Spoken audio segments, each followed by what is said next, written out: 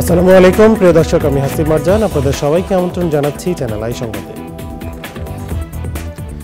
আর বিস্তারিত সংবাদের শুরুতেই জানিয়ে দিচ্ছি সুপারফ্রেশ ফর্টিফাইড সয়াবিন তেল সংবাদ শিরোনামগুলো। চীনের প্রধানমন্ত্রীর আমন্ত্রণে 4 দিনের সফরে বেইজিংয়ে প্রধানমন্ত্রী শেখ হাসিনা, বাণিজ্য উন্নয়ন সহযোগিতা সহ 20টি সমঝোতা স্মারক সইয়ের সম্ভাবনা। বাংলা ব্লকেটের দ্বিতীয় দিন শেষে সরকারকে 3 দিনের আলটিমেটাম, আজ রাজপথে কোটা বিরোধী কর্মসূচি নেই।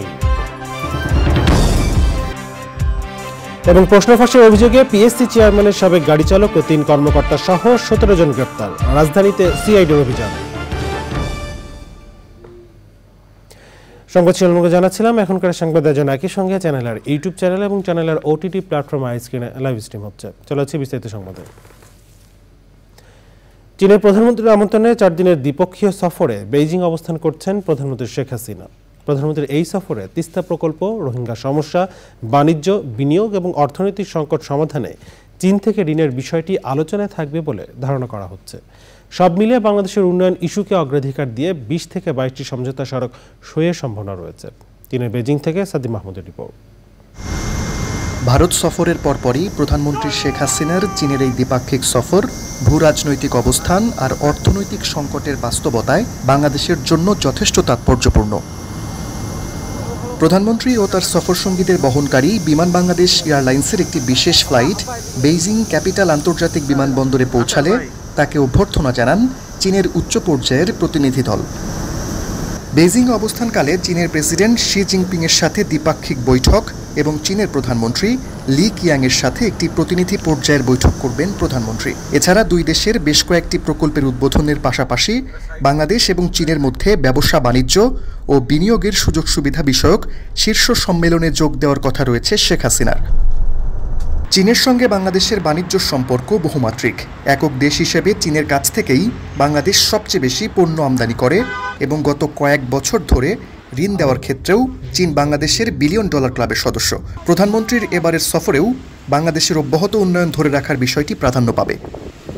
প্রবাসী বাংলাদেশি আর আওয়ামী লীগের স্থানীয় নেতারা বলছেন, প্রধানমন্ত্রীর এই সফর বাংলাদেশ ও চায়নার সম্পর্ক আরও দৃঢ় করবে। বাংলাদেশে যারা আছে, আমাদের চাইনিজের সাথে সুসম্পর্ক করতে হলে আমাদের গন্ডং প্রভিন্স গঞ্জুতে একটা কনসুলেট দরকার, বাংলাদেশ কনসুলেট দরকার। এটা মাননীয় প্রধানমন্ত্রীর কাছে আমাদের আবদার। নাগরিক সম্বর্ধনা থাকলে আমাদের যারা নেতা কর্মী আছেন, তারপর যারা আমাদের ব্যবসায়ী আছে, তারা আমাদের প্রবলেমগুলো নিয়ে আমরা কথা বলতে পারতাম। এনার সাথে আমাদের যেই সম্পর্ক, আমাদের বাংলাদেশের প্রধানমন্ত্রীর যেই সম্পর্ক, এই সম্পর্ক যাতে আরও বেশি গাঢ় হয়, এই জন্যে আমরা সহযোগিতা করব। আমাদের দুই দেশের দ্বিপাক্ষিক সম্পর্ক আরও গভীর হবে, আরও মজবুত হবে। আমরা চাই আমাদের প্রধানমন্ত্রী চায়নার সাথে দ্বিপাক্ষিক বিজনেসের একটা ডিল করে, যাতে চায়না যেভাবে ডেভেলপ হয়েছে আমাদের বাংলাদেশও সম্পূর্ণ সেভাবে আগে যায়। বাংলাদেশের সবচেয়ে বড় উন্নয়ন সহযোগী, পাশাপাশি বড় বাণিজ্য সহযোগীও এই চীন। প্রধানমন্ত্রী শেখ হাসিনার এবারের সফরে অর্থনৈতিক সহযোগিতার ক্ষেত্রে বড় ধরনের সুযোগ রয়েছে বলে মনে করা হচ্ছে। কূটনৈতিক বিশ্লেষকরা বলছেন, চলমান বাংলাদেশের উন্নয়ন অভিযাত্রাকে আরও বেগবান করতে প্রধানমন্ত্রীর এই সফর বেশ গুরুত্বপূর্ণ।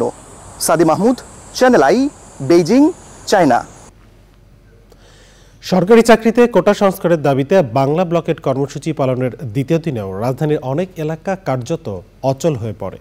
শাহবাগ, নূর হোসেন স্কয়ার, মৎস্য ভবন, বাংলা মোটর ও ফার্মগেট এলাকায় অবস্থান নিয়ে সড়ক অবরোধ করায় 5 ঘন্টারও বেশি সময় রাজধানীতে যান চলাচল বন্ধ ছিল। এ সময় চরম ভোগান্তিতে পড়েন হাজার হাজার মানুষ। পরে দাবি আদায়ে সরকারকে 3 দিনের আলটিমেটাম দিয়ে কর্মসূচি আপাতত শেষ করেন শিক্ষার্থীরা। আজ রাজপথে কোনো কর্মসূচি নেই আন্দোলনকারীদের। রিপোর্ট আরও জানাচ্ছেন এনামুল কবির রূপম। বিকেলে ঢাকা বিশ্ববিদ্যালয় গ্রন্থাগারের সামনে থেকে শিক্ষার্থীদের মিছিল ক্যাম্পাস প্রদক্ষিণ শেষে শাহবাগে এসে সড়ক অবরোধ করে। একাংশ বাংলা মোটরের দিকে যেতে চাইলে পুলিশ বাধা দেয়। সে সময় পুলিশের বেষ্টনী ভেঙে প্রথমে হোটেল ইন্টারকন্টিনেন্টাল মোড়, পরে বাংলা মোটর চৌরাস্তা ও ফার্মগেটে সড়ক অবরোধ করেন শিক্ষার্থীরা। এক পর্যায়ে প্রধানমন্ত্রীর কার্যালয়ের দিকে যেতে চাইলে পুলিশের বাধার কারণে যেতে পারেনি তারা।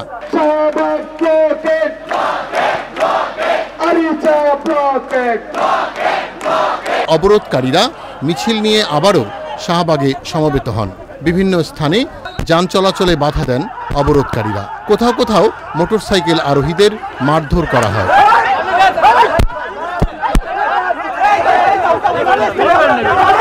একজন জয়েন্ট কমিশনার সহ পুলিশের 3 কর্মকর্তার গাড়ি আটকে রাখেন শিক্ষার্থীরা। রাত 8:30টার দিকে সরকারকে 3 দিনের আলটিমেটাম দিয়ে সড়কে অবরোধ তুলে নেওয়া হয়।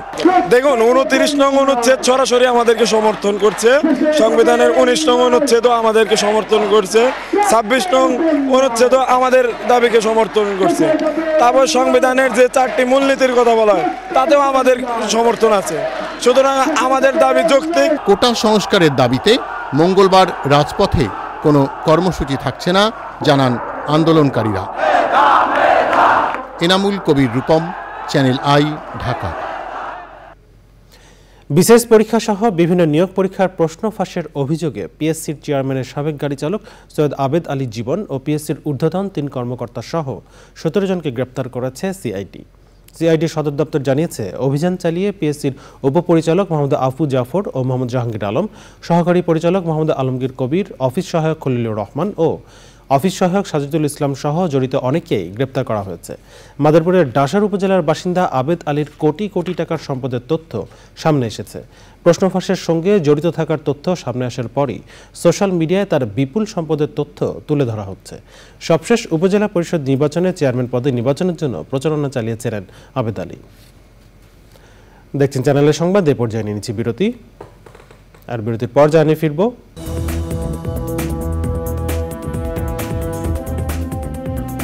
ফিরে এলাম বিরতির পর, স্বাগত আর একবার চ্যানেল আই সংবাদে। এবারে রয়েছে কৃষি সংবাদ।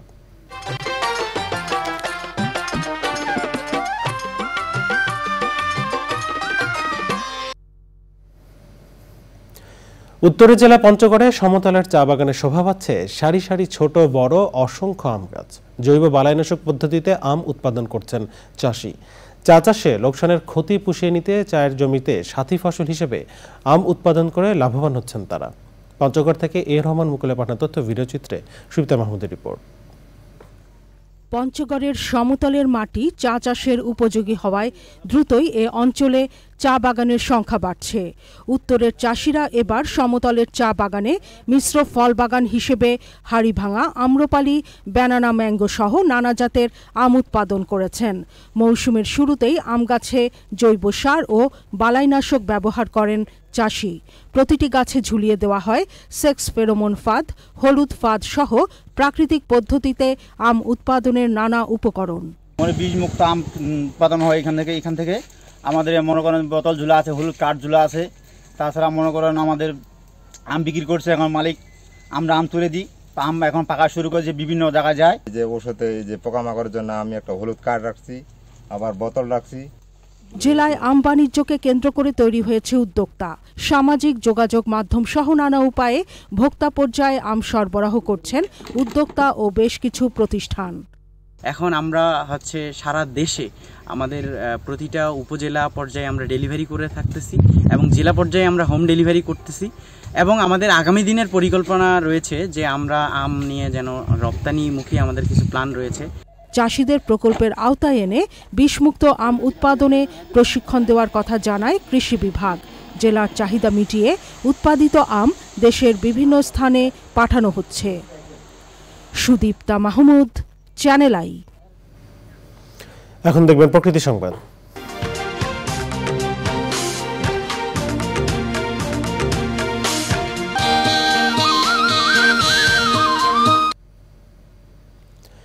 পানি বৃদ্ধির সাথে সাথে সিরাজগঞ্জে তীব্র নদী ভাঙন দেখা দিয়েছে। নদীগর্ভে বিলীন হচ্ছে বসত ভিটা সহ ফসলি জমি ও শত শত স্থাপনা। বাঁধ সংস্কারে ঠিকাদারি প্রতিষ্ঠানের গাফিলতি ও অপরিকল্পিতভাবে বালু উত্তোলনের কারণেই ভাঙন, অভিযোগ ভুক্তভোগীদের। অভিযোগের প্রমাণ পেলে ব্যবস্থা নেওয়ার আশ্বাস দিয়েছে পানি উন্নয়ন বোর্ড। ফেরদৌস আবনের পাঠানো তথ্য ভিডিওটি নিয়ে রিপোর্ট করছেন সাবরিনা হাসান। বাঁধ সংস্কারের নামে যমুনা নদীর পাঁচিল অংশে ড্রেজিং মেশিন বসিয়ে দীর্ঘদিন ধরেই বালু উত্তোলন করছে পানি উন্নয়ন বোর্ডের ঠিকাদারি প্রতিষ্ঠান। উজান থেকে নেমে আসা পাহাড়ি ঢলে নদীর পানি বেড়ে তীব্র ভাঙন দেখা দিলেও থেমে নেই অবৈধ কর্মযজ্ঞ। বন্ধুরা করবো কে, আমাদের এলাকার চেয়ারম্যান মেম্বার নেতারা তারাই তো মাটি কাটায়, কয় তোরা পাই কিস্তে তোর বাড়ি হলো চরে জায়গা বাড়ির থেকে এখন বালু তোলার লেগে লিখে এখন ইয়েতে বাড়িটা এসে লাগে আর যে বালু টসকে ভাঙিয়ে পড়তেছে। বাঁধ সংস্কার কাজে ধীরগতি ও পার ঘেঁষে বালু উত্তোলনের কারণেই ভাঙন আরো বেড়েছে অভিযোগ স্থানীয়দের। আসিল কোনে আইলো কোনে, এখন আমার থাকাই তো কষ্ট, শোনা চিন্তা ভাবনা তো আর ভাল থাকে না। এই যে সাইড দিয়ে বালু তুলতেছে, আবার ওই সিরাজগঞ্জ থেকে এমন কোনো দিন নাই যে 2-1000 বালুর এইসব না আসে। ঠিকাদারের গাফিলতির কারণে ভাঙন বাড়লে ব্যবস্থা নেবে বলেছে পানি উন্নয়ন বোর্ড।